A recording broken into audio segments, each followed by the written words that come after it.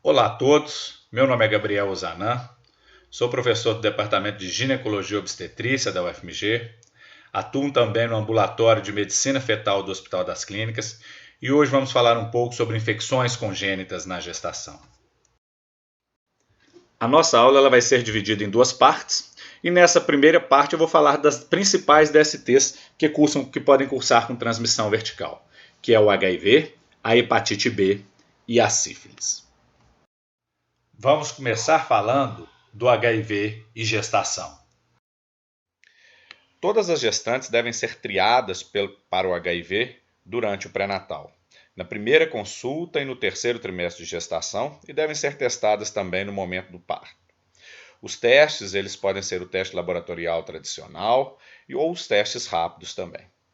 Os testes rápidos deve-se ressaltar que, para se fazer um diagnóstico através dessa metodologia, devemos ter 2 testes positivos, realizados por kits aprovados pelo Ministério da Saúde, que sejam kits diferentes também, para que se possa ser feito tal diagnóstico. A importância da triagem do diagnóstico do HIV na gravidez refere-se basicamente ao fato que, se uma paciente tem um diagnóstico e é adequadamente tratada no pré-natal, o risco de transmissão do vírus para o feto reduz-se de 30% para menos de 2%. Daí a importância de se rastrear e diagnosticar as pacientes com HIV.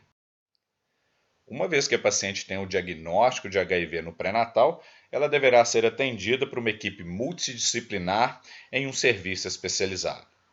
Durante esse acompanhamento na gestação, vão ser feitos exames de pré-natal de rotina, exames de pré-natal adequados para pesquisa de infecções oportunísticas ou mesmo infecções que podem ser mais frequentes nas pacientes imunossuprimidas. Durante o pré-natal, ela vai receber a terapia antirretroviral adequada através de uma avaliação multidisciplinar e vai ser feito também um rastreamento fetal adequado durante toda a gravidez.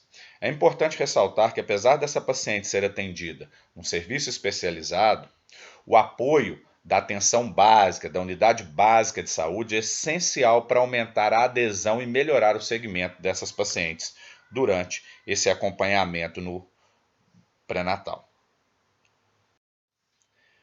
Como sinalizado anteriormente, toda gestante com HIV vai receber uma terapia antirretroviral. O esquema preferencial para gestante e início de tratamento deve ser o tenofovir associado à lamivudina e associado a ratelgravir. É importante sinalizar que, uma vez que a paciente tem o diagnóstico de HIV, está indicado o início dessa terapia antirretroviral de forma precoce e ela deve ser mantida até mesmo durante o puerpério, quando realmente vai ser reavaliada. As pacientes que já utilizavam terapia antirretroviral antes, elas poderão ter ou não seu esquema modificado, a depender da presença de alguma droga que não deva ser utilizado durante a gravidez. O momento do parto é outro ponto de cuidado fundamental para se evitar a transmissão vertical. O tipo de parto, o momento do parto, vai ter uma relação muito estreita com a carga viral das pacientes. As pacientes que têm uma carga viral maior do que 1.000 ou é desconhecida, a partir da 34ª semana de gravidez, elas têm uma indicação de a gente fazer um parto cesariano eletivo, preferencialmente sem romper a bolsa, a partir da 38ª semana de gravidez. Essa paciente ela deve receber um AZT profilático injetável pelo menos 3 horas antes do parto, para que possa reduzir a transmissão vertical. Já as pacientes que têm uma carga viral menor do que 1.000, essas pacientes são candidatas ao parto vaginal, mas elas também deverão receber o AZT injetável pelo menos 3 horas antes do nascimento do concepto. Já aquelas gestantes com carga viral indetectável na 34ª semana ou a partir disso, elas também poderão ter um parto, obviamente, por indicação obstétrica, ou seja, pode ser parto cesariano ou parto vaginal, de acordo com as indicações e contraindicações para cada via, e nesses casos elas não necessitariam utilizar o AZT injetável profilático, mas lembrando que durante toda a assistência ao parto, essas pacientes deverão receber a sua terapia antirretroviral que ela estiver utilizando. Esse é o esquema de AZT que é utilizado intraparto, para se evitar a transmissão vertical. Você vê que você faz uma dose de ataque de 2 mg por quilo, administrada em 1 hora, mais dose de manutenção de 1 mg por quilo a cada hora.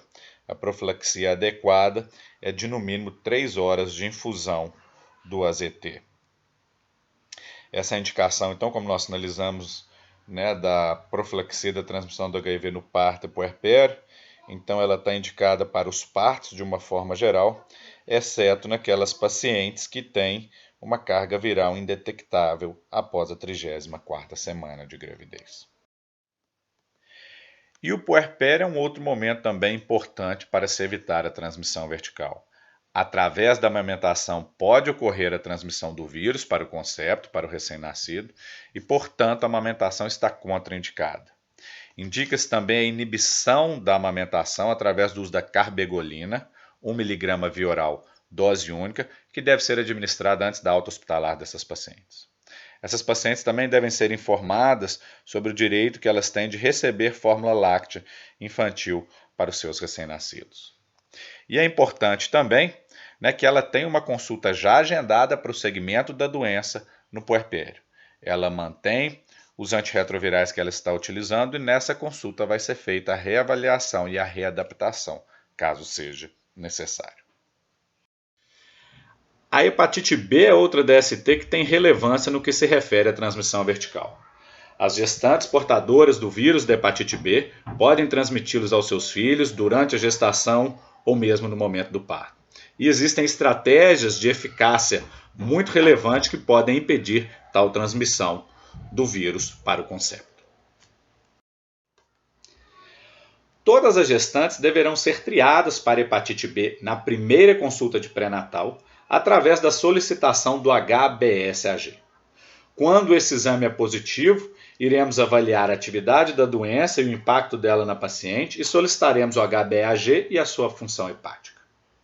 Para aquelas pacientes que o exame é negativo, e felizmente a maioria das pacientes, vamos verificar o seu cartão vacinal para determinar se ela tem todas as vacinas para hepatite B em dia. Naquelas pacientes que têm esquemas incompletos, elas devem completá-los na gravidez. Para aquelas pacientes sem histórico vacinal, elas devem realizar as 3 doses para hepatite B durante o período gestacional.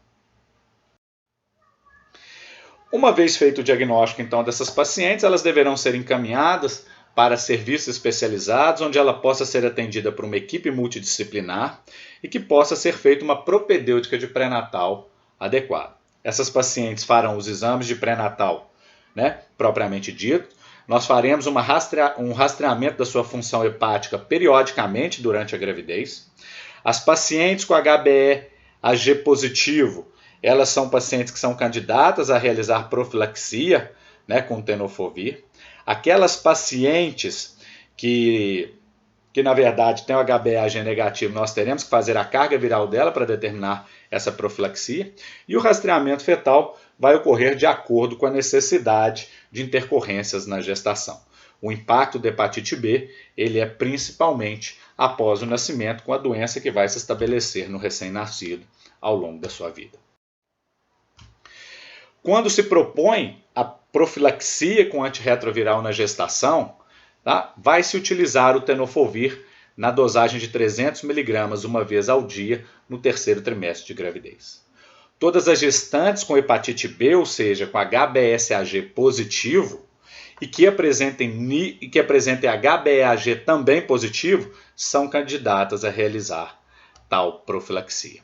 Outras pacientes candidatas são aquelas com a carga viral superior a 200 mil ou a ALT maior do que 2 vezes o valor de referência. Essas pacientes, então, para conseguir essas medicações de uma forma geral, elas têm que estar ligadas a serviços especializados que possam fornecer tal medicamento. E também elas devem estar ligadas a um pré-natal adequado para que eles possam fazer toda a propedêutica e conduzir adequadamente essa gestação. Então aqui nós temos um fluxograma que resume essas recomendações. Podemos ver que gestantes que têm HBsAg reagente e HBeAg reagente, elas têm indicação de terapia profilática no terceiro trimestre. E aquelas pacientes com HBsAg reagente, mas com HBeAg não reagente, elas devem fazer a carga viral, que se maior que 200 mil, deverão iniciar a profilaxia com tenofovir no terceiro trimestre de gravidez. E os cuidados de parto e puerpério são momentos também cruciais para se cuidar dessa transmissão vertical. No que diz respeito ao momento e à via de parto, eles se encontram inalterados. Os estudos não comprovam que a realização de cesariana de rotina ela é um fator protetor para as pacientes com hepatite B. Existem vários estudos a respeito e os resultados são controversos. Mas o que realmente faz grande diferença no que diz respeito ao risco de transmissão vertical é a realização da profilaxia do recém-nascido logo após o nascimento. Essa profilaxia que é feita com a imunoglobulina anti-hepatite B e a primeira dose do esquema vacinal para hepatite B logo após o nascimento, nas primeiras 12 horas de vida, reduz em 90% a transmissão vertical dessas pacientes. Por fim, a amamentação na hepatite B não está contraindicada. O que nós devemos fazer é controle das fissuras mamárias para se minimizar o contato do recém-nascido com sangue materno. Obviamente, o importante é nós realizarmos todas as medidas de prevenção da transmissão vertical para o recém-nascido. E também é essencial uma consulta de segmento, tanto materno quanto do recém-nascido, para se avaliar a doença, em ambos. A questão, inclusive, do segmento materno pode ser útil para definir a continuidade ou não de alguma medicação profilática que foi iniciada da gravidez e do recém-nascido para realmente fazer as confirmações do diagnóstico ou mesmo da ausência da doença. E entrando já na parte final dessa nossa primeira aula, vamos falar da sífilis. Outra DST importante no que se refere à transmissão vertical. E essa doença tem preocupado o mundo todo nos últimos anos, especialmente pelo aumento dos seus números em toda a população.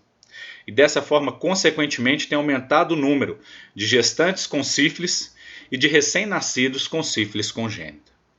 A sífilis ela tem um potencial lesivo enorme no feto e aumenta a prematuridade, aumenta a mortalidade intrauterina, mas ao mesmo tempo, quando diagnosticada oportunamente e tratada de forma adequada, esse feto ele tem a chance de não ter nenhuma sequela pela sífilis. E por isso a importância de conhecer a doença e saber como rastreá-la. Todas as gestantes devem ser triadas para sífilis na gravidez, pelo menos na primeira consulta, no terceiro trimestre e no momento do parto.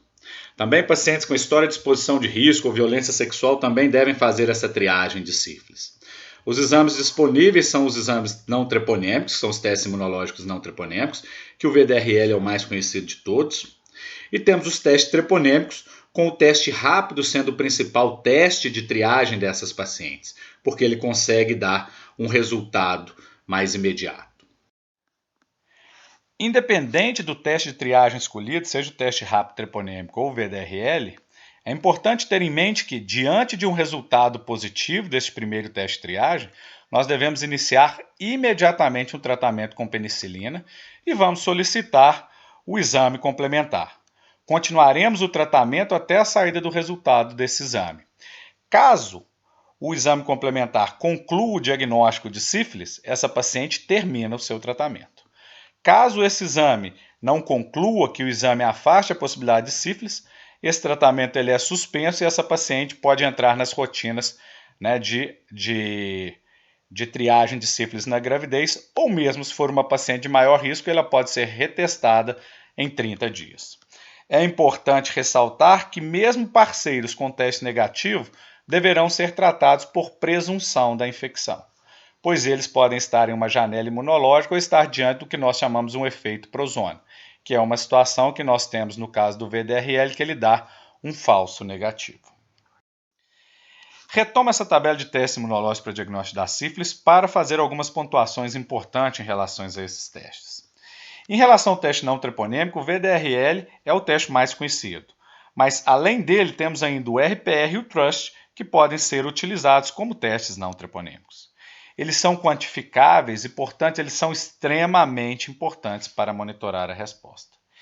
E é importante sinalizar que a presença de qualquer título, aqui nesse manual de diretriz para o controle da sífilis congênita, coloca que, a partir de títulos de 1 para 1, o teste não treponêmico é considerado reagente.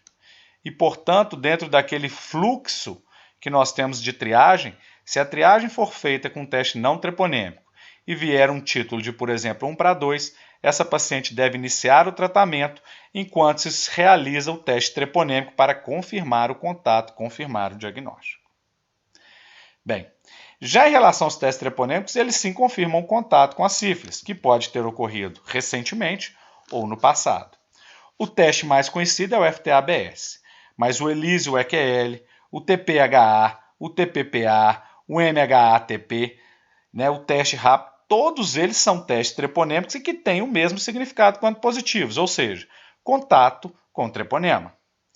Esses testes, em geral, quando eles ficam positivos, eles se mantêm positivos para toda a vida e, portanto, eles não são testes que permitem um monitoramento da resposta da paciente. Então, esses detalhes de diagnóstico são essenciais para a gente garantir um tratamento adequado.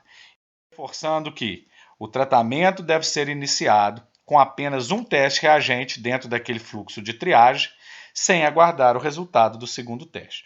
O segundo teste vai nos ajudar a definir se nós vamos manter ou não o tratamento já iniciado. Uma vez realizado o tratamento, agora nós faremos então o seu segmento. O segmento deverá ser feito obrigatoriamente com um teste não treponêmico, ou seja, o VDRL. A presença de uma queda da titulação em pelo menos 2 diluições em até 3 meses significa resposta imunológica adequada. O que seria queda de 2 diluições? É nós termos um VDRL de 1:16, ele cair para 1:4. Por outro lado, significa aumento quando tem aumento de 2 diluições. Ou quando tem persistência também, nós devemos ficar atentos se não é um quadro de reinfecção. Ou nós devemos investigar sinais, sintomas neurológicos e oftalmológicos.